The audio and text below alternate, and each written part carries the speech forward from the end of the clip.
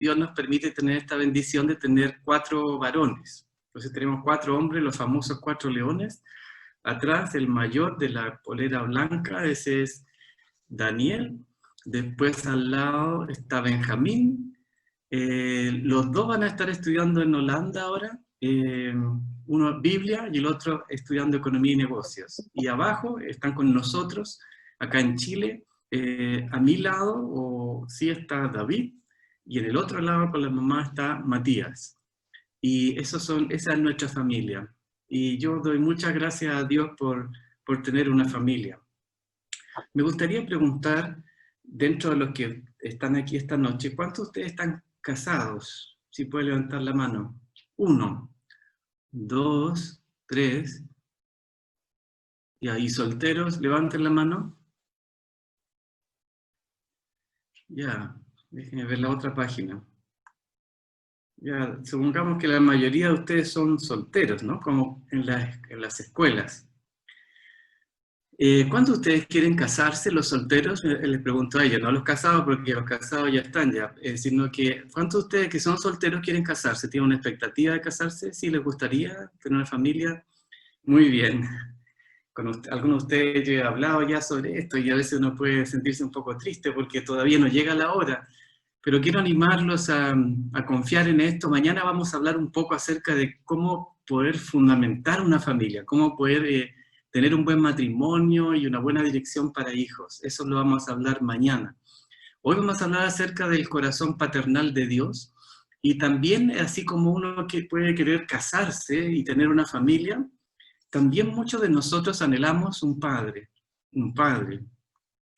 Y no es que no hayamos tenido un papá, pero sí por esto del pecado original y por cómo somos los hombres, muchas de nuestras realidades con nuestros papás no han sido tan buenas, aunque yo sé que hay algunos que han tenido muy buenos papás, pero la mayoría de las personas que yo conozco, y créanme que conozco a harta gente, no ha tenido una tan buena experiencia en esto de la relación con sus padres. Y vamos a hacer 2 etapas en esta noche. La primera etapa voy a compartir un poco teoría, un poco acerca de las percepciones de Dios como Padre. Y en la segunda tanda, yo sé que esto tengo hasta las 10, ¿no? Todavía esto sigue hasta las 10, ¿no? Así me dijeron, por lo menos tienen mucha paciencia. Voy a echar de menos el cafecito entre medio con las galletas y la conversación, que no la vamos a tener, entonces pero vamos a tratar de hacerlo una parte teórica al comienzo y luego una parte práctica en que ustedes sí tienen que trabajar un poco. Ahora, como es un grupo más grande, va a ser un poco difícil para mí, todavía no lo tengo tan claro de cómo vamos a hacer la parte práctica. Ahora, de los que están aquí esta noche, ¿todos son estudiantes o también hay personales? Hay personales también, ¿no? Debe de haber algunos personales. Sí, Hay tenemos uno, por lo menos yo 9. visualizo, No, Fabricio, 9 personal. y nadie más de esta página, y de la página siguiente. ¿Hay alguno en la...? Levanten su mano los que están como personales. ¿Hay algunos de ustedes están como personales? No, la mayoría ya, sí. Ahí yo veo, Elizabeth, bien. Bueno, pero la mayoría de ustedes son estudiantes. La mayoría de ustedes están como estudiantes. Entonces, no sé muy bien cómo lo vamos a hacer. Yo creo que el Espíritu Santo nos va a guiar. Entonces, tengo bien claro lo que es la parte teórica y luego vamos a hacer una parte más práctica. Lo que sí requiere es que podamos tener un corazón abierto. Ahora, normalmente estas clases nosotros las damos en una sala, ¿verdad? Dentro de una base misionera, dentro de un ambiente además de aislamiento. Según yo veo por sus imágenes, no todos están en la base, ¿o sí? No, ¿verdad? Casi nadie está en la base. Es solamente por Zoom la escuela, no es de ningún tipo presencial. Ah, ya, ok.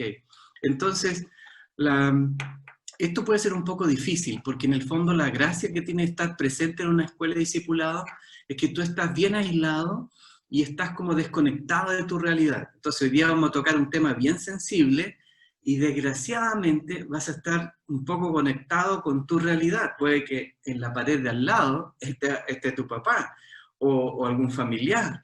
Y eso hace que a veces sea un poco difícil esto de mantener cierto grado de confidencialidad o de apertura que quisiéramos en una clase como esta, porque como les digo, hablar sobre el corazón paternal de Dios tiene que ver mucho con sanidad, con algo que Dios quiere hacer en tu corazón. Ahora, yo en este tiempo de pandemia he visto cosas increíbles, he visto gente ser sanada a través del sistema, o sea, la gente oró por el Zoom y el otro se sanó al otro lado. Yo estaba en esas reuniones, entonces lo he visto. Entonces yo creo que Dios se las puede arreglar para llegar a tu casa y a tu habitación o donde quiera que te encuentres para hacer algo. Y yo quiero pedir a Dios que pueda en este rato aislarte en un sentido para que tengas la libertad de poder expresarte y a la vez poder hablar con Dios sobre este tema.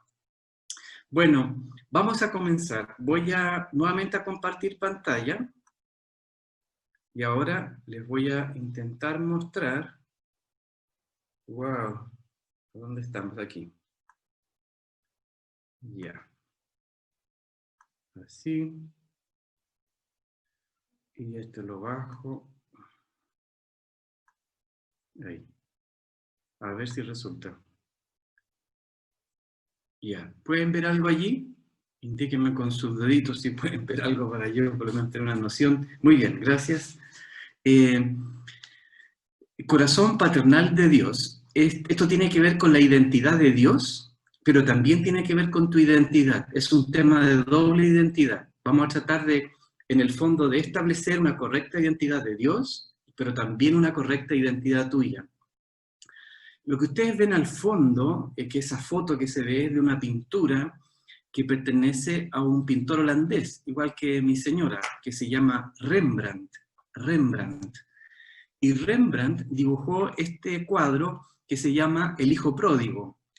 Y vamos a analizar un poco con esta pintura la historia del Hijo Pródigo. Pero necesito de un voluntario o voluntaria que tenga una buena voz, ¿verdad?, para poder leer un pasaje de la Biblia que se encuentra en Lucas, capítulo 15, desde el verso 11 al 32, hasta el final del capítulo 15.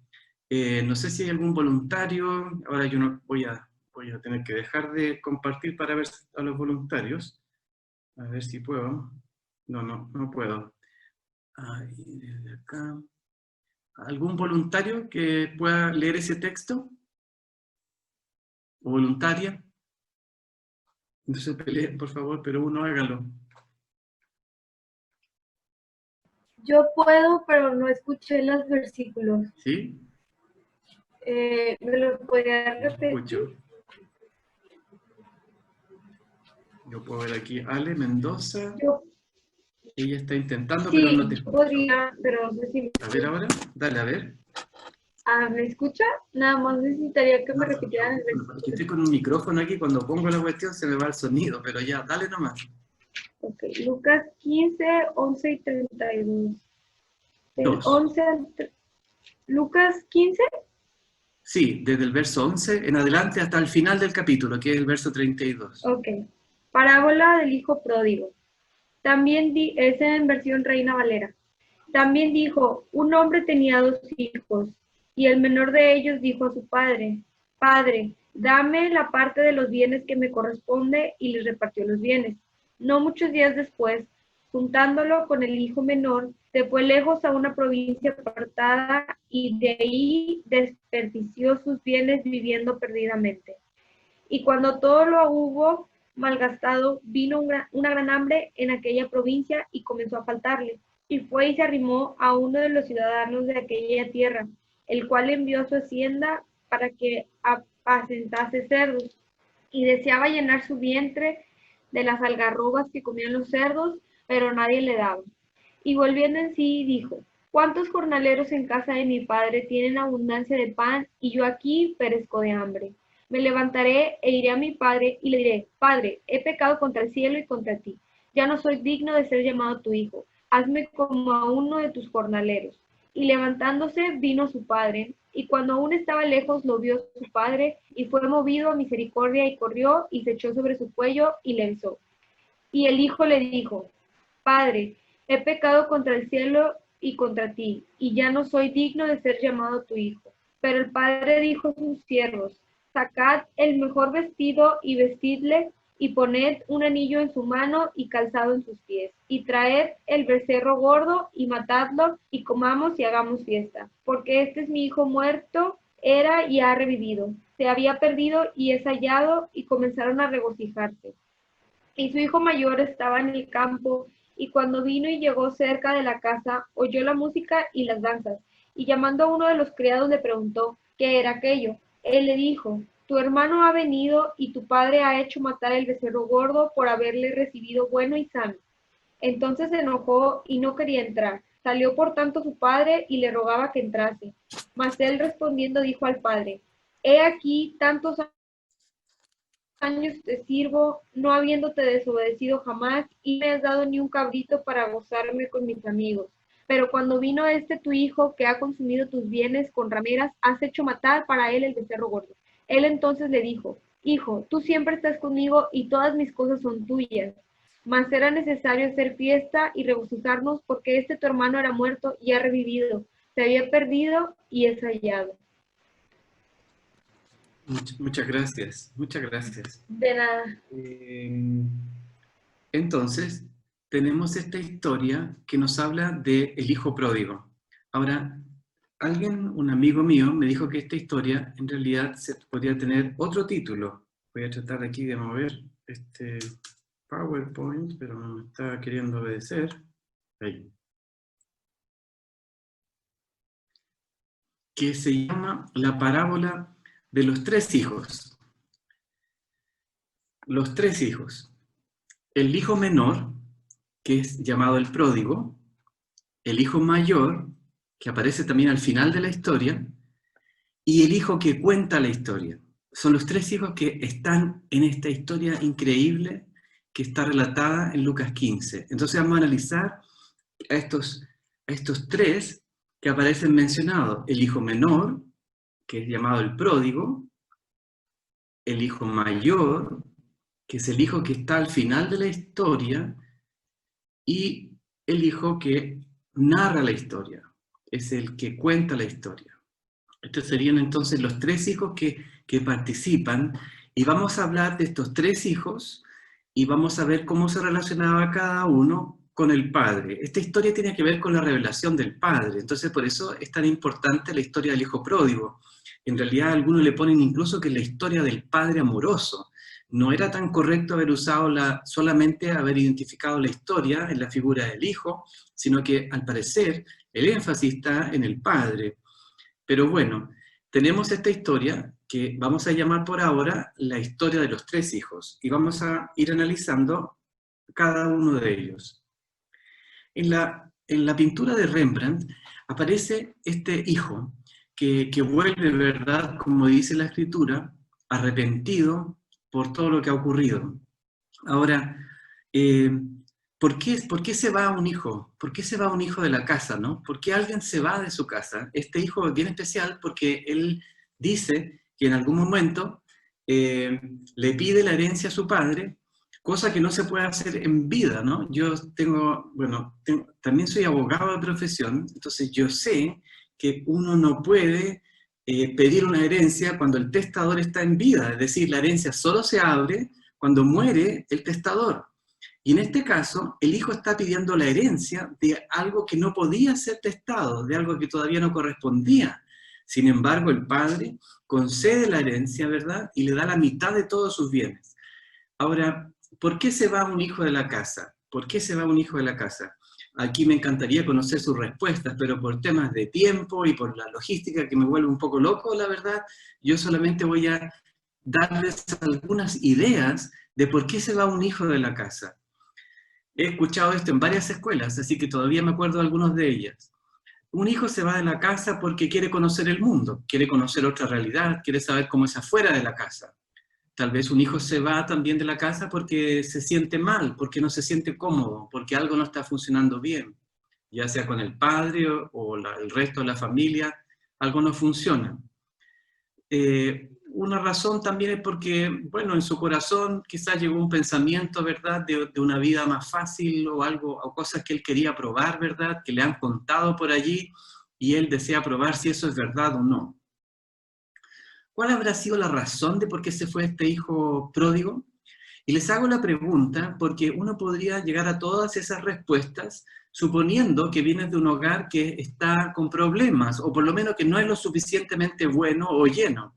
Pero según lo que yo entiendo de esta historia, el padre representa a Dios. Entonces, según lo que yo entiendo, el hogar estaba bien. No había un problema en la casa, no había un problema con el padre. Parece que las condiciones eran muy buenas, también tenía una herencia muy grande, es decir, tiene una situación económica favorable, un padre que lo ama.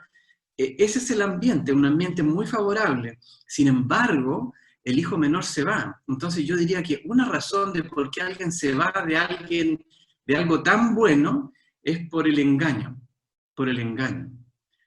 La única manera que yo puedo comprender de que alguien pueda desechar algo tan bueno, algo tan glorioso, y querer ir a otro lugar a conocer una realidad aparente, es porque se le ha introducido en su mente una idea engañosa.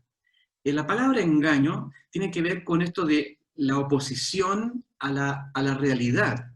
Y voy a decir que la palabra realidad equivale a verdad y la palabra engaño equivale a mentira. Estas dos palabras están continuamente en la Escritura.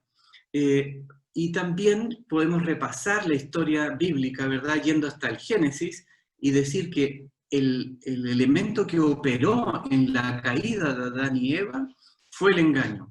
Es decir, aparece en escena una serpiente que le promete algo, desconociendo la autoridad del Padre, y les dice que en realidad el Padre los está engañando, que todo lo que ellos tienen es bueno, pero hay algo todavía mejor, algo extraño. ¿Se acuerdan ustedes cuál era la promesa de Satanás a Adán y Eva si es que ellos comían del fruto?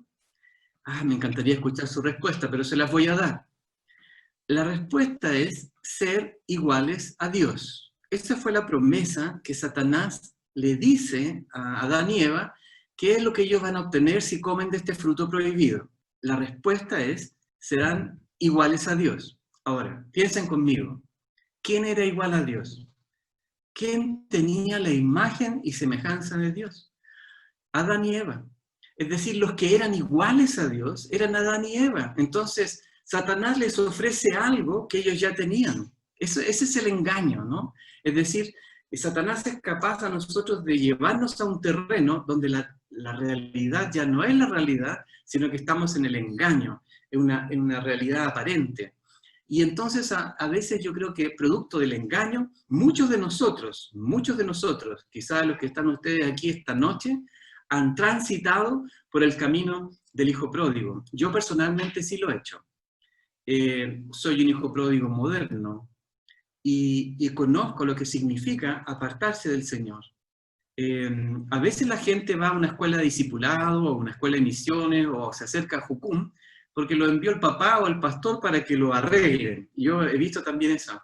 Hay personas que son enviadas o autoenviadas para ser arreglados, porque ven que algo no está bien. Y es correcto. Yo digo, cualquiera sea la razón que tú tomes una escuela en Jucum, para mí está muy bien, porque al final de cuentas vas a estar tiempo con Dios y lo más probable es que Dios te hable y haga una obra en tu vida. Pero lo que quiero decir es que muchos de los que a veces participamos en estas escuelas estamos aquí porque nos hemos perdido, porque andábamos vagando en otro lugar, o porque necesitamos orientación. Si lo tuviéramos todo tan claro, ¿por qué tomar algo así, no? Entonces yo creo que la mayoría de nosotros nos acercamos a un tiempo de apartarnos con Dios, como ustedes, digamos, ahora con todas las limitaciones que nos ofrece esta pandemia, para poder de alguna forma recibir ayuda de parte de Dios para que nuestras vidas sean reorientadas. El hijo pródigo se fue de la casa. ¿Y a dónde se fue? No se fue a un tan buen lugar. Dice la Biblia que gastó el dinero y parece que no se demoró mucho. Algunos dicen que algunos meses. Pero la cosa es que en un periodo corto de tiempo él gastó una fortuna. No era poco lo que él tenía. Es increíble cómo uno puede desperdiciar tanto en tan poco tiempo, pero eso sucede. Conozco personas yo vivo aquí en Viña del Mar, conozco personas que han dejado toda su vida en el casino y después llegan a la iglesia cuando ya no queda absolutamente nada. Dios en su gracia los restaura, los levanta, pero es fácil perder una fortuna. Ahora, quizás ninguno de nosotros venga de una familia de mucho dinero, pero sí podemos arruinar muchas cosas. Sí podemos llevar al barro con los chanchos muchas cosas. Ahora, el hijo pródigo tenía algún tipo, yo creo, de carencia que lo llevó en esa cadencia, en esa bajada, en esa escalada, ¿verdad? Hacia lo malo, quizás por este engaño inicial, pero también por algo que estaba en su corazón un poco cojo. No sé por qué estaba allí eso, pero en el fondo lo que yo puedo ver es la típica de muchos de nosotros, que cuando sentimos que algo no está bien conmigo, tengo dos opciones: o demostrar que soy muy bueno, o sencillamente entregarme en la caída. Había una canción del grupo Soda Stereo, creo que decía, déjate caer. No voy a cantar porque podemos terminar rápidamente esta reunión, pero hay una parte en la canción que dice, déjate caer. Y en realidad, para poder llegar a comer con los chanchos, solamente hay que dejarse caer. No hay que hacer mucho esfuerzo. La vida es un poco así. Las cosas difíciles cuestan harto y las cosas malas no cuestan nada. Es muy fácil, están a la vuelta de la esquina. El cuento es que este hijo pródigo se va en una expresión carnal. Y quiero con ustedes decirles por qué ocupo la palabra carnal. La palabra carne en la Biblia puede ser traducida de distintas formas, pero una que a mí me parece que es la mejor es aquella que dice que es tratar de vivir con los recursos propios. Tratar de vivir con los recursos propios, es decir, independiente de Dios, sin Dios, sin Dios. La mayoría del mundo es preparada para vivir en la carne, es decir, para una vida sin Dios, para autoconstruirse. Ahora, la carne tiene una expresión que es esta que aparece en la Biblia, y ustedes quizás me pueden acompañar ahí en sus Biblias, en Gálatas capítulo 5, aparecen ahí las obras de la carne. Entonces, Gálatas 5, 19, desde el verso 19 al 21. No sé si alguien puede leer. Aquí alguien parece que levanta la mano, no estoy muy seguro si tengo que responder a eso o no, o es un aleluya, o no sé, pero Yo puedo. a veces ponen algunos avisos en Zoom, entonces yo me confundo un poco, pero ¿hay alguien que pueda leer? Yo porque tengo la pantalla compartida, no, a ver si puedo dejar ahora de compartir, ahora sí. Voy a pedirle a alguno de ustedes que pueda leer este texto de de Gálatas 5, del 19 al 21. Muy bien. ¿Hay algún voluntario que levante su mano? Ahora yo sí puedo ver. Ya, ahí veo a Gerardo. Gerardo Fres dice así, ¿ok? Muy bien, Gerardo. ¿Tú puedes activar tu micrófono y leer Gálatas 5, del 19 al 21? Dice así. Gracias.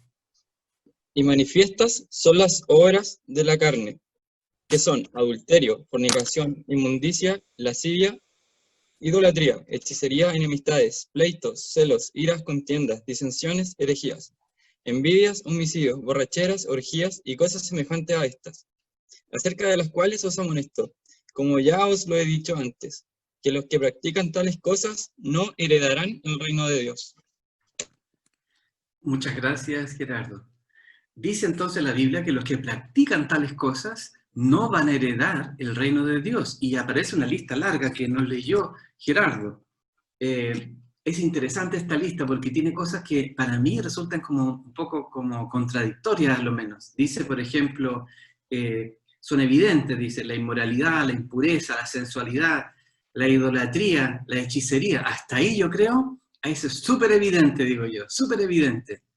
Pero después sigue y menciona otras cosas, dice, enemistades. Entonces uno dice, pero ¿cómo puede equiparar Pablo, verdad, una enemistad, una simple enemistad, con hechicería? Y después dice pleitos, o celos, o enojos. ¿Cómo se puede equiparar un enojo con una lascivia, un acto de adulterio? Parece un poco desproporcionado, ¿no? Al menos a mí. Disensiones, sectarismos, es una lista un poco extraña, y después luego se eleva otra vez y dice envidias, borracheras, orgías y cosas semejantes a estas. O sea, como que parte así con cuestiones que uno al menos claramente dice, oh, esto es realmente malo, luego como que aparece como, son cosas como entre comillas normales, y luego otra vez aparece con esa lista con con algunos conceptos bastante potentes. Ahora, yo no sé cuántos de ustedes han hecho algo de esa lista. ¿Me pueden levantar la mano? No necesito que me digan, solamente que levanten su mano si alguna vez han pisado alguna de esas palabras de esa lista. Muy bien, muchas gracias. Los demás, vean bien porque quizás sí lo han hecho. Cuando nosotros vemos esta lista de Gálatas 5, yo personalmente sí he estado allí. Y no quizás con los más fáciles tal vez, a veces uno se avergüenza de esto. Y tampoco hacemos apología para el diablo, para decir, oye, yo anduve en esto, no. Pero es una tristeza ver cómo muchos de nosotros hemos transitado en algunos lugares que después dejan mucha huella, mucha tristeza. Cuando uno entra en esos pecados, yo diría puede ser por rebeldía, por depresión, por derrota, porque en el fondo te rindes. Estos pecados mencionados en la lista de Gálatas 5, de las obras de la carne, que después se contraponen con la famosa el fruto del Espíritu, esta lista de la carne nos habla de una derrota, de una rendición. La gente se rinde, se rinde. Hoy día en la mañana yo fui al banco y mientras estaba en el auto esperando en el semáforo había un hombre de la calle, en la esquina, y se sentaba y miraba al cielo, y yo pensaba en él, este hombre debe tener una historia, debe tener algo en su vida. ¿Cómo llegó allí? ¿Cómo llega un hombre allí? ¿Cómo se la arregla alguien para estar allí? Y yo digo, bueno, no es tan difícil, la verdad, no es tan difícil. Yo creo que muchos de nosotros, por la pura gracia de Dios, no estamos allí. Porque si fuera por nosotros, quizás estaríamos en ese camino. Y no me estoy comparando con él, solamente estoy diciendo de que no es difícil llegar a ese lugar. Uno llega a estos lugares y transita por ellos y hace mucho daño. Uno se hace daño a sí mismo, hace daño a otros y nos provoca mucha tristeza, mucha tristeza. Bueno, volvamos a la historia del hijo pródigo. Voy a intentar compartir pantalla nuevamente, a ver si me resulta. Y vamos a ver algo más del hijo pródigo, el hijo menor. Ahí aparece la palabra, es una frase tan especial que él ocupa en los versos 18 y 19 de Lucas 15. Padre, he pecado contra el cielo y ante ti. Ya no soy digno de ser llamado hijo tuyo. Hazme como a uno de tus trabajadores. La versión Reina Valera dice como a uno de tus jornaleros, ¿no? Pregunta, ¿qué hace a alguien ser digno de ser llamado hijo? Esta es una pregunta no menor. ¿Qué me hace a mí ser digno de ser llamado hijo? ¿Alguien tiene alguna respuesta? Respetar a tus padres. Perdón, voy a desconectar. Ahí, ahora sí, ¿sí? Respetar a tus padres. Perdón, nuevamente. Respetar a tus padres, a tu casa. Ya puede ser una respuesta. Ahora, si yo no respeto a mi padre, igual sigo siendo hijo. Yo creo que el ADN y el linaje. Ya, es decir, ahora eso no sé si me da dignidad, ¿no? Es decir, eso sencillamente me dice que pertenezco por un tema biológico, pero no sé si eso me trae a mí la dignidad de ser llamado hijo.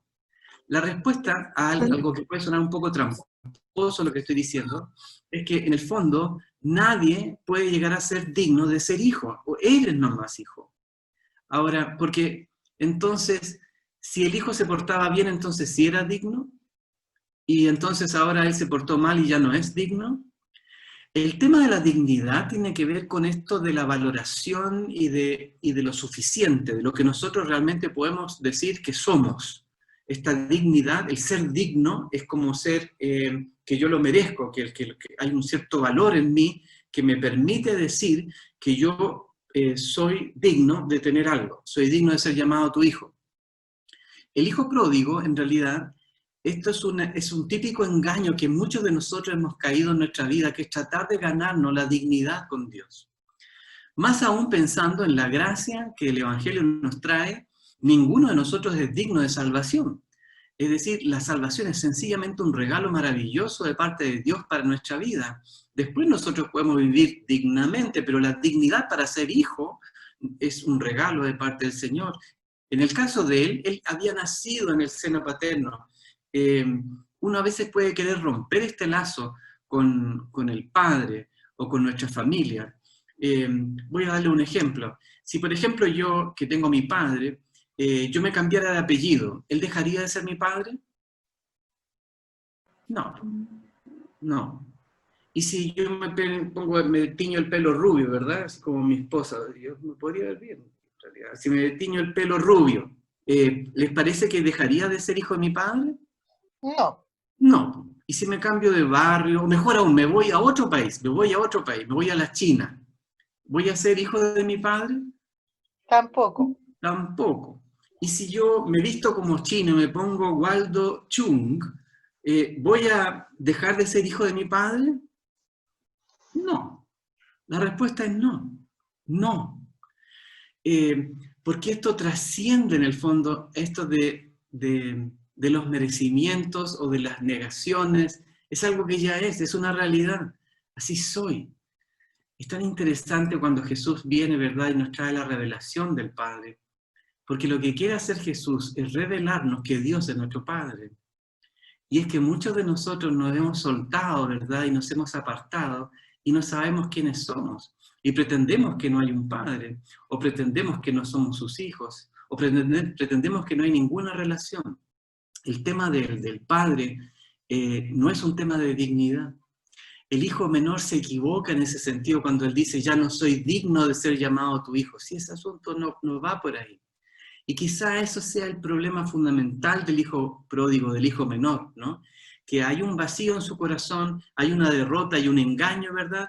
Y él se va en esa pendiente en la vida. ¿Y cuál es su problema? Un problema de identidad. Al final se establece claramente un problema de identidad. Él ya no sabe lo que es. Él dice, me haré como uno de tus jornaleros. Y uno de los jornaleros significa que uno de los criados, uno de los que está allí trabajando. Ahora, la identidad de hijo y de jornalero es bien distinta. Es decir, cuando yo voy a la casa de mis padres viven cerca de donde yo vivo, por aquí cerca de donde yo estoy. Entonces yo voy a la casa de mis padres y yo tengo, no sé por qué, creo que tengo el derecho todavía, yo tengo ahora 54 años, sé que me veo muchísimo más joven que eso y se lo agradezco por lo que pensaron, pero cuando yo voy a la casa de mis padres y entro a la casa de ellos, yo puedo hacer algo increíble. Puedo entrar y voy directo al refrigerador de mis padres, lo puedo abrir y puedo sacar algo de adentro. Y no me pasa absolutamente nada. Tengo una libertad increíble. Y yo no diría, pero ya yo tengo otra familia, tengo mis 4 leones, tengo mi propia realidad, tengo mi propio refrigerador, pero tengo esa libertad que otras personas no tendrían. Si yo fuera, por ejemplo, el jardinero de mi papá, yo no podría hacer eso. No podría entrar así libremente a la casa de él y menos pretender ir al refrigerador y menos abrirlo y menos sacar algo de adentro, porque son categorías distintas. Jesús dijo, ya no quiero que ustedes sean más mis siervos. Ahora dice, establece una nueva condición, mis amigos. Ahora, esta relación tiene que ver con identidad. Lo que hace el Señor Jesucristo es traernos nuevamente la imagen del Padre. Y Él quiere presentarnos al Padre, pero también quiere presentarnos a nosotros mismos y dice, ustedes son hijos también. Tienen un Padre, pero también ustedes son hijos. Había todo un tema y un enredo acerca de los hijos somos hijos de Abraham, decían los fariseos, ¿verdad? Y los escribas, somos hijos de Abraham. Pero él dice, no, esto no se trata de eso. Estamos hablando de ser hijos de Dios. Tenemos que ir a la identidad correcta. El hijo pródigo, yo puedo entender por qué se sintió así, porque en el fondo cuando uno está bañándose con los chanchos, uno duda mucho de quién es. Yo he estado ahí alguna vez comiendo con los chanchos. Yo, personalmente, he estado ahí en el barro. Y ahí uno duda harto de quién es, la verdad. Del valor que tengo, de lo que podría o no ocurrir con mi vida. Recuerdo en un momento en que me aparté del Señor, hace varios años atrás, siendo soltero todavía, que en algún momento de mi vida yo pensé, bueno, voy a volver a Dios. Pero siempre pensé que Dios me iba a castigar por todo lo que yo había hecho. Yo creo que el castigo yo lo vivía a diario, pero de alguna manera yo pensé, bueno, es tan justo que Dios viniera, ¿verdad? Y con un dedo celestial me aplastara, ¿verdad? Y chao, y se acabó esto. Y sin embargo, cuando me volví al Señor y confesé mi pecado y volví a una relación con Él, en vez de encontrar en Él un castigo, encontraba más bien amor de parte de Él. Esto era muy contradictorio y me daba miedo. Entonces yo pensaba, bueno, quizás no me va a castigar ahora, pero una vez que me case, y entonces yo esté con mi Señor en mi luna de miel. ¿Saben lo que yo pensé cuando me fui en mi luna de miel? Porque nos fuimos a Holanda con mi esposa, bueno, algún día le voy a contar, pero tuve mi luna de miel en Europa, por esas cosas increíbles de Dios nomás. Y entonces yo pensaba que el avión se iba a caer, porque dije, bueno, quizás Dios no me castigó, pero me va a castigar ahora, porque ya ahora como que me siento como bien feliz y Dios va, ¡fua!, me va a cortar. Y no pasó nada, el avión llegó allá y recorrí varios lugares, increíble, la luna de miel resultó todo un éxito, era muy bonito. Entonces pues pensé, cuando llegó nuestro primer hijo, entonces ahora algo va a pasar con mi hijo, Dios me lo va a quitar, y no pasó. Lo que estoy hablando con ustedes es verdad, lo pensé con el segundo, con el tercero y con el cuarto. Ahora sí va a llegar el castigo. Es una mentalidad que uno queda tan afectado, queda tan enredado, tan complicado en esta vida que nos cuesta mucho creer que Dios nos ama. Y cuesta mucho creer que Dios me dé a mí una vida perdonada, una vida sanada, una vida restaurada. Esto es algo muy difícil, porque en el fondo quizás yo pueda admitir que Dios me perdone, pero en el fondo de mi corazón yo no me perdono. Entonces yo llevo una autocondena, una gran condenación. Y lo que se produce aquí es un engaño tan potente porque a veces Dios nos perdona, pero nosotros seguimos engañados respecto de quienes somos. Todavía creemos que somos basura, que vivimos allí con los chanchos o con los puercos, como alguien me corrigió ahora tal vez, que vivo yo en la mugre y que en el fondo mi identidad está en la mugre. Conozco una historia muy triste, aparece en un libro que se llama Cristianismo Clásico, si alguna vez pueden comprar ese libro, es algo muy lindo para leerlo. Cristianismo Clásico, de Bob George. No Boy George, para los que alguna vez conocieron ese nombre, sino que Bob, B-O-B, George, Bob George. Y Bob George cuenta la historia allí de un hombre que era un pordiosero, como el que yo les conté que vi hace poco. Este hombre vivía en un callejón, en una ciudad grande, y en ese callejón era la puerta de la trasera de un restaurante muy famoso de esa ciudad. Ese restaurante era donde iba la élite de la ciudad, era el restaurante para reyes y príncipes solamente, y toda la basura que generaba ese restaurante iba para atrás, a ese callejón donde vivía este pordiosero. La historia dice que la dueña de ese restaurante, cuando estaba chequeando las cosas que estaban sucediendo en la cocina, porque un buen dueño de un restaurante tan famoso debe cuidar hasta los últimos detalles, estaba en la cocina cuando de repente escuchó por ahí un sonido en el callejón. Y entonces ella abrió la puerta de atrás de la cocina y encontró a este hombre que estaba comiendo de los tarros de basura que este restaurante dejaba.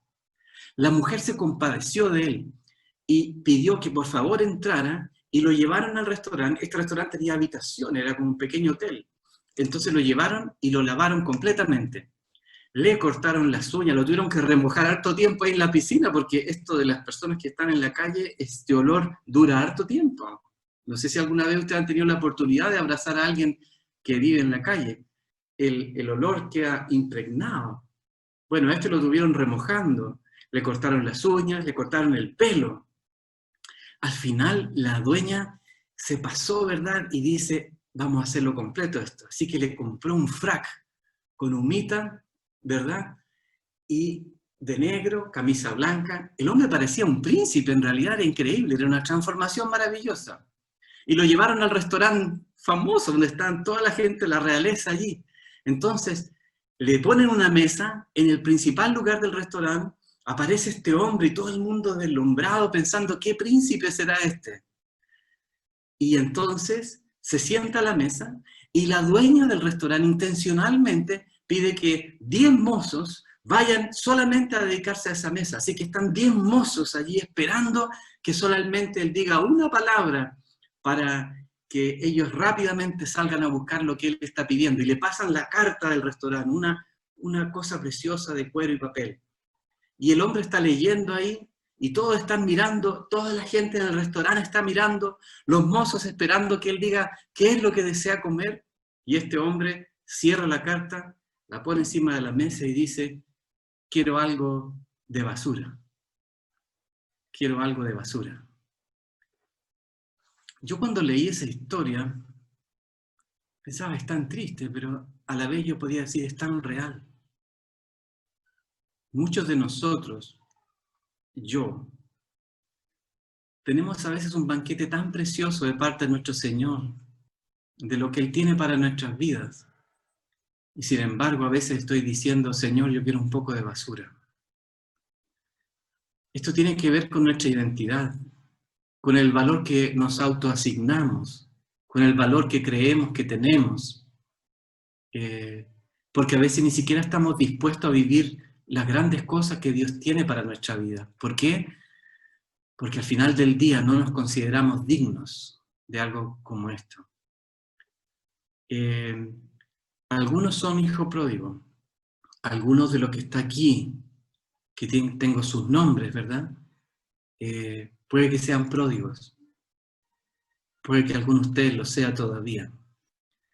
O que hayan vivido allí. Entonces, este tema es para ti. Tiene que ver contigo. Tiene que ver con tu identidad.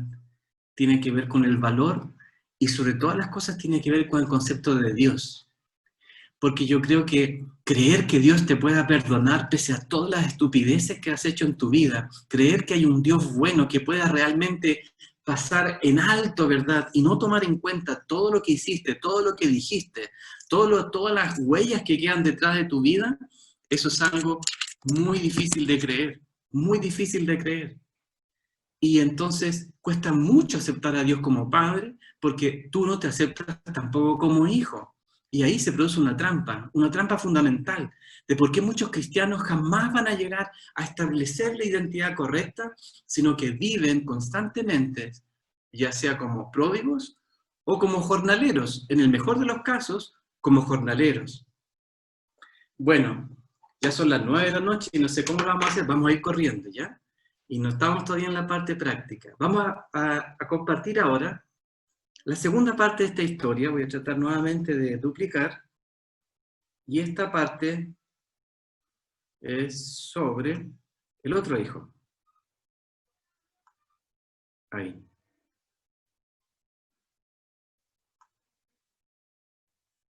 El hijo mayor. En la pintura de Rembrandt aparecen el papá que está arrodillado recibiendo al hijo. Ya vimos la foto del hijo, el hijo está arrodillado, pero al lado está el hijo mayor. Los que estudian pintura saben que este es el hijo mayor porque la ropa es muy parecida a la del padre, incluso los rasgos físicos. El hijo está bien arreglado, tiene un bastón y tiene una dignidad. A propósito de la palabra, cuando uno lo ve. Yo no puedo sacar tantas conclusiones, la verdad, debo decirles. He visto este cuadro varias veces, pero cuando veo a la gente que opina, yo digo, no sé, o yo no veo nada, o será que estos ven demasiado, pero sí, este es el hijo mayor. Ahora, no sé cuántos de ustedes son hijo mayor. ¿Pueden levantar Yo soy hijo mayor. Muy bien. Los hijos mayores tienen algunas cosas buenas y tienen hartas cosas que son difíciles. Una de las cosas difíciles es que el hijo mayor primero paga los platos rotos, porque los padres hacen la prueba con uno. Es decir, los padres nunca han sido papás y experimentan con nosotros que somos el primer hijo.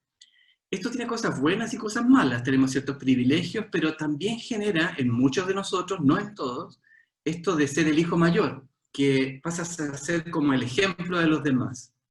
Yo desde niña escuchaba eso. Tú eres el hijo mayor, así que tienes que comportarte como tal. Tú tienes que ser el ejemplo para tus hermanos menores, ¿verdad? Yo además soy el nieto mayor, así que imagínense, además de mis primos, yo tenía ya a mis 5 años ya tenía un peso de sentir que la gente me observaba. Soy en un sentido también hijo mayor. ¿Qué pasó con este hijo mayor de la historia? Aparece el hijo menor, vuelve a la casa, hay una gran fiesta, pero no todos están felices. Me encantó la primera vez que yo leí la historia del hijo pródigo. Cuando recién me convertía, yo me convertí a mis 17 años, así que llevo mucho tiempo de converso y vengo de una familia cristiana, entonces yo de niño iba a la iglesia también, así que conocía la historia del hijo pródigo y me gustaba mucho esta historia, salvo los últimos versículos. Yo pensaba, ¿por qué no le cortaron esos versículos? Porque termina tan mal la historia, ¿no? O sea, podría haber terminado ahí con el abrazo del padre y todos vivieron felices para siempre y se acabó la historia. ¿Para qué le pusieron esos 2 versículos innecesarios, no? Porque te dejan con una sensación como amarga de ay, qué lata, ¿verdad? Qué rabia que todo ese clímax maravilloso cae abruptamente por la figura del otro amargado, ¿no? Del que viene, ¿verdad? Y no soporta que se haga una fiesta y aparece tan egoísta, ¿no? Tan juzgador. Pues bien, bueno, el hijo mayor ocupa esa frase que aparece aquí en la presentación. Dice, mira, por tantos años te he servido, nunca te he desobedecido. Y sin embargo, nunca has servido un cabrito, ¿verdad?, para regocijarme o para festejarme.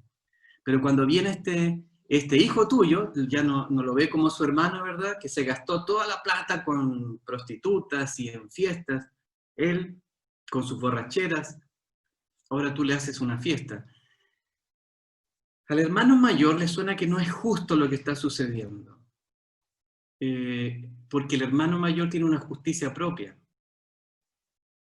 El hermano mayor es carnal porque también vive apartado del padre y está viviendo en sus propios recursos, pero a diferencia del hijo menor, este hijo mayor sí le ha resultado, sí sus recursos le han resultado. Es decir, lo que él ha hecho ha tenido cierto efecto, cierto impacto. Ahora, estoy tratando de salirme de mi pantalla, ahora sí. Ya. Dejar de... Ahí. El hijo mayor tiene esa particularidad de la autoconstrucción. Yo personalmente tuve una relación con mi papá un poco extraña. Yo lo quiero, digamos, pero mi papá ha provocado ciertas decepciones a lo largo de mi vida. Y recuerdo una muy potente a la edad de 5 años, y después yo les voy a explicar por qué sé que es a los 5 años. Estaba discutiendo con mi mamá, mi papá era bueno para tomar, bueno para beber, y estaba discutiendo con mi mamá y yo escuché desde mi habitación la discusión y en un momento él dice, bueno, separémonos, ¿verdad? Y le dice a mi mamá, tú llévate a Waldito, yo el hijo mayor, y yo me voy con Felipe, mi segundo hermano. Mi hermana no había nacido todavía, por eso sé que tenía 5 años. Y yo seguí como que durmiendo, como que no había escuchado, pero lo había escuchado. Y me olvidé de esa conversación. Pasaron como 30 años después, y yo ya era misionero en Bolivia. Fui misionero junto con mi esposa en la selva amazónica. Estuvimos 8 años trabajando allá. Y teníamos una escuela de discipulado, parecido a lo de Jucum, allá en medio de la selva. Y teníamos una noche de liberación, una noche en que orábamos para la gente por el tema de liberación. Y curiosamente, en una de esas noches, me acordé de esa escena completa, me acordé de todo lo que había pasado, no sé cómo. Ni siquiera alguien estaba orando por mí, yo estaba queriendo orar por otros, pero Dios recreó esa escena completa en mi mente. Y tuvieron que orar por mí por eso. Era como una tristeza que yo sentía. ¿Saben lo que pasó a esa edad de 5 años? Al menos lo que yo logro entender, es que yo me sentí como desechado. Como que, ¿por qué mi papá no quiso llevarme con él? Mi señora, que trata de ayudarme a veces dentro de mis propias luchas, dice, bueno, quizás te dejó con tu mamá porque quería que tú la protegieras. Suena bien, pero igual suena triste, al menos para mí. El cuento, ¿qué fue lo que pasó allí? Es que yo empecé una carrera ese día, una carrera para demostrar lo valioso que soy. Me transformé en un muy buen alumno en el colegio. Yo soy de aquellos que se sacaban muy buenas notas desde niño. Recuerdo que en quinto básico me saqué un 5,5 y llegué llorando a la casa porque no lo podía soportar. Del 1 al 7 estoy hablando, no del 1 al 100. Entonces, para mí era algo terrible porque nunca me había sacado una nota como esa. Y después seguí así, siempre trataba, era como buen alumno. Estudié yo luego en Santiago, en el Instituto Nacional, donde suponía que iban casi los mejores alumnos del país. Y estuve en tercero y cuarto medio, en tercero A y cuarto A, que son los mejores de los mejores, porque yo tenía que demostrar cuán valioso era. No me daba cuenta, pero de alguna forma yo estaba corriendo y compitiendo conmigo mismo tal vez para demostrar lo valioso que soy. Porque cuando uno se siente rechazado o desechado, tienes que demostrar que sí tienes valor. La otra opción es ir a comer con los chanchos. La otra opción es transformarme en un drogadicto. La otra opción es irme a la calle, vivir en la calle. Sin embargo, algunos de nosotros no hemos querido esa vía, sino que hemos querido demostrar lo valioso que somos, lo inteligente que somos. Yo recuerdo que en las reuniones que había en mi casa, con alguna fiesta, estaban mis tíos y se acercaban a mí y decían, oye, Waldito, qué inteligente este niño, ¿verdad? El futuro que tiene. Y yo me tocaban el hombro y yo sonreía, la típica sonrisa del hijo bueno, ¿no? Del hijo mayor. Y de alguna manera eso me alimentaba y me como que le daba mayor dignidad a mi vida, como que yo sentía que tenía valor allí, cuando la demás gente me apreciaba. Después fui a la universidad, estudié en la Universidad de Chile, que es la mejor universidad que había, al menos en mi tiempo, en Derecho, en la Facultad de Derecho y en Pío IX, en Santiago. También fui buen alumno. Y entonces cuando yo llegaba a algún lugar y decían, ¿y qué es lo que estudias tú? Y yo decía, Derecho en la Universidad de Chile. Oh, yo me sentía así como un pavo real, así como que se me hinchaba la camisa, ¿verdad? Como que se me iban a salir los botones. Y era porque de alguna manera yo necesitaba demostrar el valor que tenía. Tenía que decir, yo valgo. Ahora, quizá los demás no lo entendían. Yo hace poco compartí con un amigo un testimonio bien extraño, pero me acordé. Cuando en el colegio, ¿se acuerdan? Quizá ustedes lo hacen, se hacen una competencia para correr, se llama crawl o cross. Uno tiene que ir a correr, ¿verdad? Dar hartas vueltas. Bueno, para mí eso era un dilema, porque para mí no era la cuestión de correr ni sacarse un 7. Para mí la cuestión era llegar primero.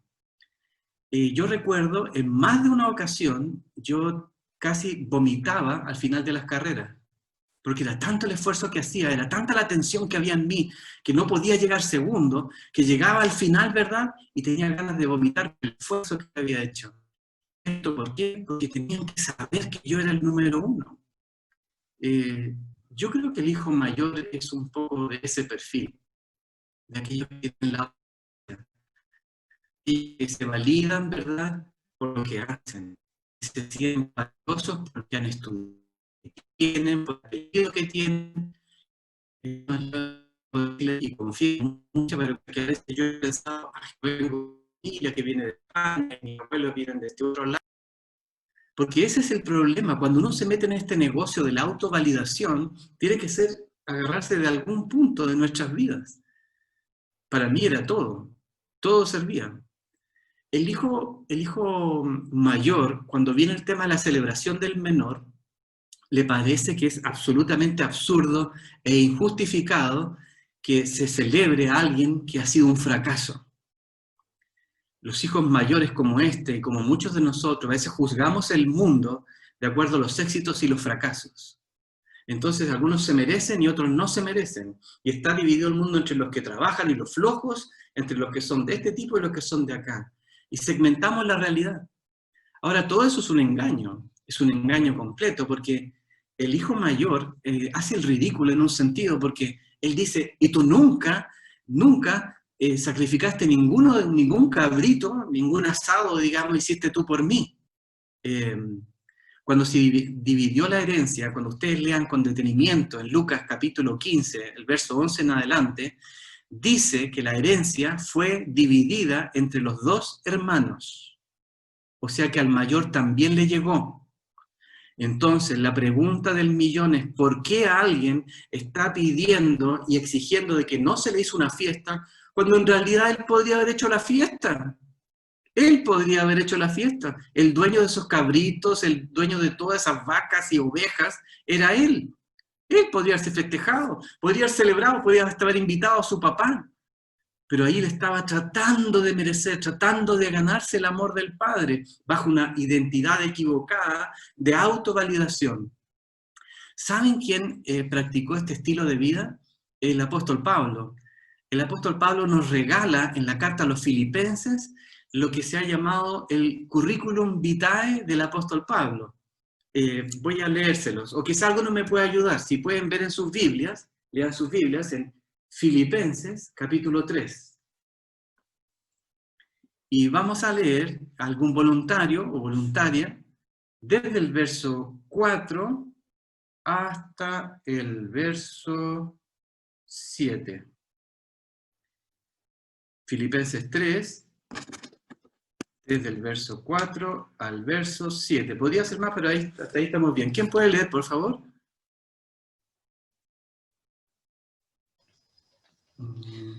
Aunque yo mismo... somos varios. Dele nomás, hermano Nelson, dele usted, por favor. Ya. ¿Hasta cuál era? Desde el versículo 4 hasta el versículo 7. 7, ok. Aunque yo mismo podría confiar también en la carne. Si algún otro cree tener motivo para confiar en la carne, yo mucho más. Circuncidado el 8º día, del linaje de Israel, de la tribu de Benjamín, hebreo de hebreos, en cuanto a la ley, fariseo, en cuanto al celo, perseguidor de la iglesia, en cuanto a la justicia de la ley, hallado irreprensible. Pero todo lo que para mí era ganancia, lo he estimado como pérdida por amor de Cristo. Muchas gracias, hermano Nelson, muchas gracias. ¿Logran ver lo que está diciendo el apóstol Pablo? Miren, si alguien tiene que vanagloriarse en la carne, fíjense lo que dice, porque no dice en el espíritu. Miren el verso 3, si ustedes analizan el verso 3, dice así: porque nosotros somos la verdadera circuncisión que adoramos en el Espíritu de Dios y nos gloriamos en Cristo Jesús, no poniendo la confianza en la carne. Y después el verso 4, aunque yo mismo podría confiar también en la carne. Si algún otro cree tener motivo para confiar en la carne, yo mucho más, dice el apóstol Pablo. ¿Y qué es lo que esperaríamos aquí? Una lista como la de Gálatas, pues. ¿No les parece raro? Porque si uno dice que voy a confiar en la carne, quizás lo que debiera venir aquí es la lista de Gálatas 5. En orgía, en borrachera, en envidia, en pleitos, en disensiones. Pero Pablo no dice eso. Pablo nos lanza su currículum vitae. Nos muestra quién es él. Y Pablo no se guardó nada. Nos puso el currículum completo. Dice, circuncidado al 8º día. O sea, lo hizo de acuerdo a la ley. Es un judío. Pertenece al pueblo de Israel, del linaje de Israel. Es como que si nosotros los chilenos, yo sé que no todos los que están acá son chilenos, pero para los que somos de Chile, podríamos decir chileno de cepa, no sé qué otra nacionalidad habrá, o argentino de cepa, o uno podría decir chileno de chilenos. Es una manera como decir, soy israelita de israelitas, pertenezco, de la tribu de Benjamín, la tribu más guerrera, la más valiente, la que iba siempre en la primera línea. Hebreo de hebreos, en cuanto a la ley, fariseo. O sea, no era cualquiera, hermano. Para llegar a fariseo, eran parte de lo que se llamaba luego la Corte Suprema, el Sanedrín, ¿no? Entonces, había que ser personas muy capacitadas para llegar a ese lugar. Y después dice, en cuanto al celo, perseguidor de la iglesia, en cuanto a la justicia de la ley, hallado, y aquí me mató el apóstol Pablo, irreprensible, dice. Irreprensible. Y yo digo, esa parte yo no la puedo hacer. Yo podría decirle a ustedes mi currículum, mire, yo vengo de tal familia, estudié en tal colegio, estudié en tal universidad, tengo tales títulos y tengo otros títulos más, pero no puedo decirles irreprensible. Pero Pablo dice irreprensible. ¡Wow! Ese sí es un currículum. O sea, este tipazo era un tipazo. Ahora, Pablo dice que todo eso lo estima ahora como ¿qué? como basura, Basura. como basura. Y entonces uno se pregunta, ¿pero por qué? Si eso parece tan bueno, ¿no? Parece algo tan digno, parece incluso que esa fuera la identidad. Nosotros tenemos a nuestros hijos en un colegio privado acá en Viña del Mar, y los apoderados a veces se comparten algunos correos electrónicos con informaciones del colegio o por reuniones de apoderados. Y a mí me sorprende, cada vez que un apoderado escribe, pone, no sé, pone Juan Pérez, ingeniero civil industrial, Pontificia Universidad Católica, posgrado en ese que está acá, y se lanza un currículum, y yo pienso, ¿este tipo andará buscando trabajo? ¿Por qué está poniendo toda esa información? ¿Se estará ofreciendo? No, no lo hace por eso. Lo hace porque quiere mostrarme quién es Él. Él quiere darme a conocer su valor, su identidad. Eso está haciendo. El apóstol Pablo hizo lo mismo, pero ahora él se da cuenta de que todo eso es basura. ¿Por qué es basura? Porque nos saca de nuestra verdadera identidad, de nuestro verdadero valor, de nuestro verdadero enfoque. Si yo me autovalido por mí mismo, Dios ya no está. Los verdaderos pobres en espíritu son aquellos que no tienen nada. Por eso, no es tan raro decir que los pobres pueden estar más cerca de Dios. Yo sé que aquí me voy a meter en un tete teológico, pero déjenme explicarlo un poquito, ténganme paciencia. Pero una persona pobre tiene menos cosas de qué aferrarse. Y como tiene menos de qué aferrarse en la vida, le queda poco y a veces solamente le queda a Dios. Si tú tienes muchos recursos, vas a ir al médico tanto, después al otro neurólogo, y si tienes muchos recursos, puede que hasta puedas ir a otro país, a una mejor clínica. El Johns Hopkins en los Estados Unidos. Pero cuando alguien se da cuenta que no tiene nada de la pobreza que realmente somos, nos quedamos desnudos y ahí podemos realmente en ese momento mirar al Padre, porque si no, no podemos verlo. No podemos verlo. El hijo mayor es también carnal igual que el hijo menor. Y debo decirles que yo también me siento identificado con el hijo mayor. De hecho, pienso que casi más con el hijo mayor que con el hijo menor.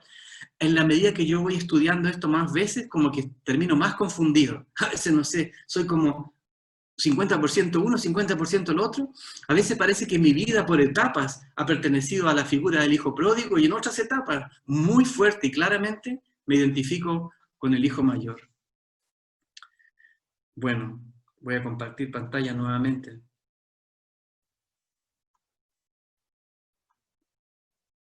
Y aquí nos encontramos, luego, con el tercer hijo. Aquí está el hijo mayor, el tercer hijo. ¿Cuál es el tercer hijo? El que cuenta la historia. El que cuenta la historia. Jesús es el tercer hijo. Tenemos al hijo menor, el pródigo, tenemos al hijo mayor y tenemos al hijo, con mayúscula, el hijo, que nos está contando quién es el Padre. Jesucristo tiene una visión clara de quién es el Padre. Es interesante, porque el Señor Jesucristo no escribió ni libros ni tuvo títulos, y sin embargo ha cambiado la historia de la humanidad. Tampoco tuvo la necesidad, ¿verdad?, de ir a enviciarse, sino que ayudó a los que estaban enviciados. Liberó de demonios a muchos que estaban atados, ¿verdad?, en sus propios pecados. Él era libre, era maravillosamente libre. Aunque otros lo ningunearan, aunque algunos hablaran mal de él, aunque a veces quisieran hasta matarlo, él nunca dudó de su identidad. Él decía, y el que me envió, conmigo está. Esto está en Juan 8:29. La mayoría de las expresiones claras acerca de la relación de Jesús con el Padre la pueden encontrar en el Evangelio de Juan, aunque también están en los demás evangelios. Y dice, no estoy solo. Es algo tan maravilloso porque él sabe quién es el Padre. Yo y el Padre, ¿se acuerdan? Uno somos. Y el que me ve a mí, ve al Padre. Cuando Jesucristo es bautizado, una voz del cielo dice, este es mi Hijo amado, en el cual tengo complacencia. Ahora, déjenme hacer un alto aquí, porque esto es tan importante. A ver si puedo salir de mi pantalla compartida.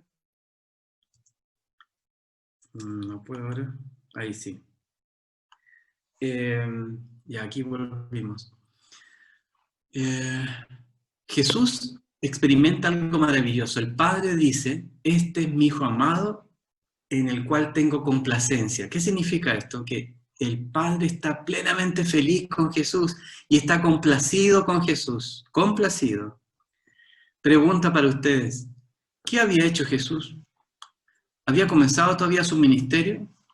¿Había hecho algún milagro en ese momento? Porque es el momento del bautismo. Es el momento del bautismo. Es el inicio. ¿Había hecho algún milagro? ¿Se había sanado algún leproso, algún ciego? ¿Había caminado sobre el agua? No, no había hecho absolutamente nada.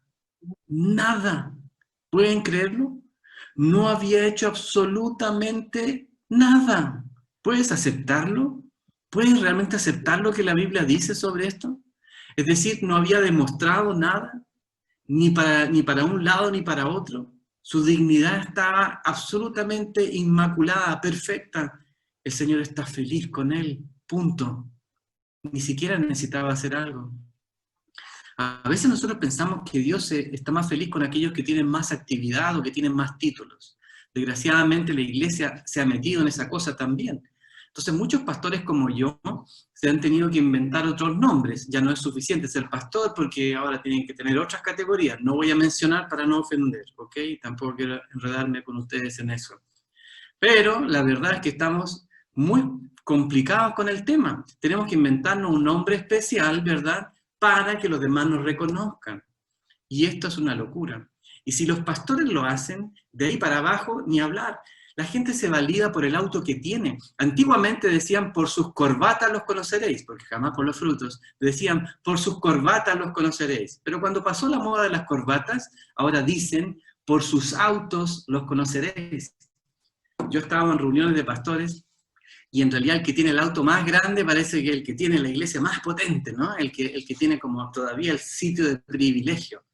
Hermanos, eso es basura. Basura. Basura. Y como la iglesia a veces tenemos tanta basura, no logramos ver al Señor. Quizás esta pandemia, algo que nos ha ayudado es a identificar la cantidad de basura que habíamos acumulado adentro. Y quiera Dios que nos podamos arrepentir, quiera Dios que yo me arrepienta, y tal vez que tú mismo te arrepientas. El Hijo que narra la historia, es Jesucristo el Señor, nuestro amado Salvador. Jesucristo no tenía un problema de identidad, Él sabía quién era. Lo tacharon de loco, lo tacharon de hereje, pero Él siempre tenía bien claro quién era. Cuando Pilato lo enfrentó al último momento, previo al juicio, le dice, así que tú eres el rey de los judíos. Y le dice, no, tú lo dices. Ni siquiera él está peleando por el título, solamente tú lo dices. A mí no me interesa. Si el Padre quisiera, podría venir aquí y traer un ejército para librarme. Lo importante es que yo sé quién es el Padre. Cuando Jesús enseñó a orar, enseñó con una frase inicial, Padre, Padre nuestro, Padre nuestro. Quiero que aprendan quién es Dios. Dios es Padre. Por sobre todas las cosas, Él es Padre. Voy a tener que parar aquí ahora para ir a la segunda parte que tiene que ver con la aplicación. Podemos hablar mucho más de esto y quizás en otra ocasión podamos hacerlo. Nos queda media hora. Quisiera hacer un ejercicio con ustedes en este momento. Vamos a pasar a otro momento dentro de lo que es esta clase. Y quiero hablarles acerca de sus papás ahora. Esto va a sonar medio raro, pero quiero hablar acerca de tu papá. Y quisiera que ustedes puedan tener la generosidad de poder también hablar de eso. Antes de que lo hagamos, yo no sé si era posible, pero le pedí yo a Celeste, y no sé si está ahí todavía, le pedí a Celeste que ella me ayudara con un PowerPoint para mostrar una imagen. Entonces no sé si está Celeste en primer lugar, y por lo tanto tampoco sé si está la imagen. No sé ninguna de las dos. ¿Lo va a hacer Aldo? Lo va a hacer Daniela. ¿Está por ahí o no? ¿Nada? La Carol Sí, dijo. ¿Sí? ¿Carlos? Daniela lo va a hacer. Daniela lo va a hacer. Y ya. A ver, Daniela, si tú me ayudas, ¿tú puedes proyectar la imagen del PowerPoint?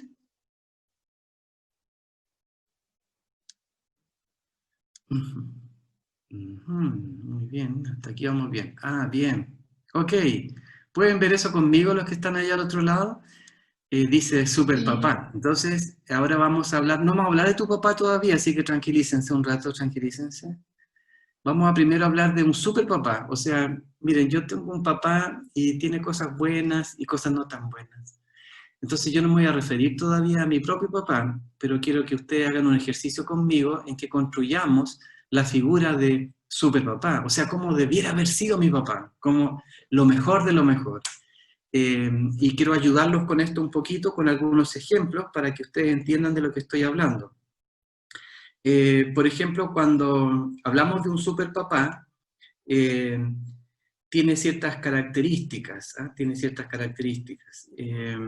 Por ejemplo, un super papá, diría yo que es alto, este super papá como fornido, ¿ya? Es cariñoso, emocionalmente cariñoso, es honesto, es honesto. Estoy tratando de ayudarlo un poco para dónde vamos en esto, es paciente, canta muy bien, y es muy capaz para casi todo, para todas las cosas, es un multifacético. ¿Cómo trata a mi mamá? Es una maravilla, es un padre ejemplar y un hombre ejemplar, un hombre amoroso.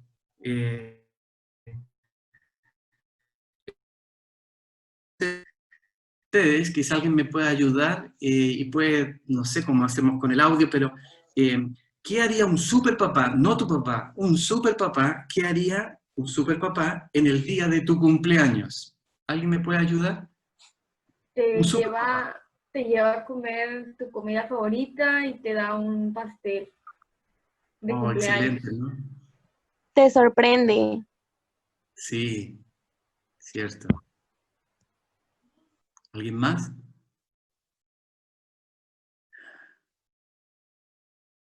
Yo diría que desde temprano te va a empezar a festejar. Va a ser el primero en venir a abrazarte en la mañana, te tiene un regalo especial. ¿Perdón? Va a orar por ti, Sí, va a orar por ti en la mañana, cierto. al saludarte. Y te va a tener un regalo que sabe que a ti te gusta. No es un regalo que a él le gusta, es un regalo que a ti te gusta, porque él conoce tus gustos también, entonces le da justo al clavo con lo que compra, porque pensó realmente en ti. Él no pensó en ti en el día anterior de tu cumpleaños, esto viene planificado de meses antes porque él se prepara para el día de tu cumpleaños. Te va a celebrar, te va a pedir que invites a los amigos, él va a haber ahorrado para hacer una fiesta bonita, él va a estar allí, te va a abrazar, te va a besar. Muy bien, tenemos algo ahí. Otra pregunta. Si estás deprimido o deprimida, ¿qué haría un superpapá? Te abraza. Te abraza, Te aconseja, te aconseja, te cuida. ¿cierto? Te acompaña. Te acompaña, Te escucha. ¿cierto? ¿Te condenaría por cómo te sientes? No, no. Trataría de No. ponerte en tu lugar, trataría de preguntarte qué es lo que pasa, como alguien ha puesto allí, ¿no? Estaría interesado en saber el motivo y, ¿saben algo muy interesante de un superpapá? Es que te va a escuchar. No va a tener la respuesta inmediata, va a tomarse el tiempo necesario para saber realmente lo que pasa en tu corazón. Eso es un superpapá. Muy bien. ¿Qué haría un superpapá si te va mal en los estudios? Te pega ya, ¿no? Te sigue apoyando a que no te rindas. Sí, sí, eso es cierto. Te impulsa. Eso. O sea, en vez de ir y condenarte, te Nos daría corrige. eso. Quizás tienes que mejorar un poco acá, te quiero animar, dale por acá, ¿verdad? Vas a lograrlo, tú eres inteligente. Eso dice un superpapá, ¿no? Cree en ti. Cree en ti, claro. ¿Alguna otra idea de alguien de qué haría un padre cuando te va mal en tus estudios? Está orgulloso de lo poco o mucho que alcanzaste. Es cierto, valoraría esa nota igual como algo que de ahí para adelante se puede lograr, ¿cierto? Es verdad. Reflexiona el mismo en qué hizo bien y qué no, para poder apoyar y ayudar. Verdad, va a repensar una nueva estrategia para apoyarte. ¿Qué haría un papá al momento de planificar, un super papá, al momento de planificar las vacaciones? Supongamos que puedes tener vacaciones. ¿Qué haría un super papá al momento de preparar las vacaciones? ¿Qué haría? A ver. Ahorrar, ¿Ya? ahorraría. Sí. Te pregunta dónde quisieras ir. Eso. Va a preguntar dónde quieres ir. Porque un superpapá no se impone, ¿no? No es aquel que dice, oye, van todos para acá porque a mí me gusta ir para allá, sino que va a darse el tiempo de preguntarte dónde te gustaría ir. Planifica actividades que cree que le gustarán a toda la familia. Verdad, verdad. Es súper creativo superpapá. Es otra característica que él tiene. Muy También bien. consideraría las amistades de los hijos, porque si me voy a un lugar donde no va a haber nadie más, También. como papá consideraría que tal vez si tengo hijos adolescentes no se aburran. Cierto. Un Consideraría un ejemplo. lugar donde sea algo entretenido para ellos, ¿no? Claro. Verdad, verdad. Otra pregunta. ¿Qué hace un superpapá cuando hay problemas económicos? Buscar cómo solucionar eso para que no te falte nada, para proveer a la casa. Cierto. Trabaja el doble. ¿Perdón? Trabaja más, trabaja el doble. Se la rebusca. Verdad. Va a esforzarse más. Nunca dice, Cierto, correcto. nunca dice no tengo, sino que siempre hay una palabra de fe de que sí hay, que sí va a haber. Cierto, Y, cierto. Es un y hombre. aunque no tienen, se lo rebuscan para poder tener de una u otra forma. Verdad. Por otro lado, yo debiera decirles que un superpapá probablemente jamás va a llegar a una cosa así porque es un hombre muy cuidadoso, muy ahorrador, ¿verdad? Y si hubiera algún tipo de enredo, ya sea por algo externo a ellos mismos, sería un hombre muy valiente, ¿verdad? Que enfrentaría eso y sacaría a la familia adelante. Jamás huiría. Otra un poco más compleja. ¿Qué haría un superpapá si sabe que tú has pecado? Platica contigo y te perdona. O sea, trata como que de enseñarte la lección, pero te lleva a que pues, regreses a lo mismo y te ofrece un perdón. ¿Verdad? Qué importante es ser perdonado por el Padre, ¿no? ¿Estaría contigo ahí? ¿No se avergonzaría? ¿Te Sí, ayudaría como a decían ahí, Me sigue amando. te amaría pese a todo. Cierto, cierto. No se avergonzaría de ti. Te pregunta, no te va a juzgar, sino que te va a preguntar qué pasó. Cierto. ¿Qué Mm, otra cosa ustedes dirían? Tenemos la figura aquí delante de nosotros, ya han puesto, gracias a que nos han puesto todas esas cosas que nosotros hemos puesto sobre características de un superpapá, pero ¿qué otra característica de superpapá ustedes piensan que debe estar anotada ahí? ¿Qué cosa tiene un superpadre, verdad, que necesitamos ponerla ahí? Por ejemplo, siempre dice la verdad. ¿Qué otra cosa ustedes piensan que debiera estar ahí? Busca lo correcto. Muy bien. Es leal a lo que cree. Wow, sí. Sí. Busca la integridad. Sí. Actúa Está lleno conforme a lo de- que él habla. Eso. Cierto, consecuente. Inspira respeto. Está Cierto. lleno de valores. Ese Cierto. ejemplo, ese ejemplo. Ejemplo. Es cariñoso. Te hace sentir ¿No? segura. Es cierto. ¿Es fiel a tu mamá? Fiel. También. Fiel. Es un hombre íntegro. Limpio. Sí. Es trabajador. Es puntual. Comunicativo. Es Esforzado. comunicativo. Tiene Es mucha fe. esforzado. Es un buen amigo, ponen por ahí. Bueno, ¿verdad? Es un hombre que te ama. Que te ama, ¿no? Ese también debe Creo estar que un ahí. buen papá es lo que yo creo, por ejemplo, en el caso de que se equivocara, porque estamos hablando de un superpapá que no es Dios, Ujú. sería honesto en pedir perdón si se equivoca, en ser humilde. También, ¿verdad? Toda la razón. Es correcto. Muy Claro. bien. Tenemos aquí entonces frente a ustedes y frente a mí la figura de un superpapá. Ahora, yo voy a pedirles algo que ustedes hagan conmigo. y pese a todo el trabajo que significó poder escribir todo esto, debo decirles que Super Papá no existe, al menos no entre nosotros. No existe este Super Papá. Puede que algunas cosas se presentan, pero solo algunas cositas como pinceladas. Y ahora yo quiero pedirles a ustedes que hagan un ejercicio para mí esta noche. Y aquí sí que les voy a pedir mucha generosidad. Quisiera pedirles que hagan una lista de 5 características negativas de tu papá verdadero. 5.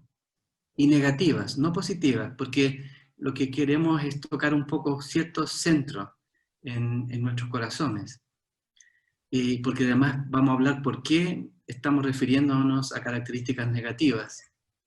Y quizá antes de que te pongas a escribir, me gustaría animarte a que seas lo más sincero y honesto posible. Peligrosamente honesto.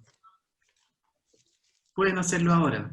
Anoten ahí. Dense 1 minuto, 2 minutos. Tienen 2, 3 minutos, 3 minutos.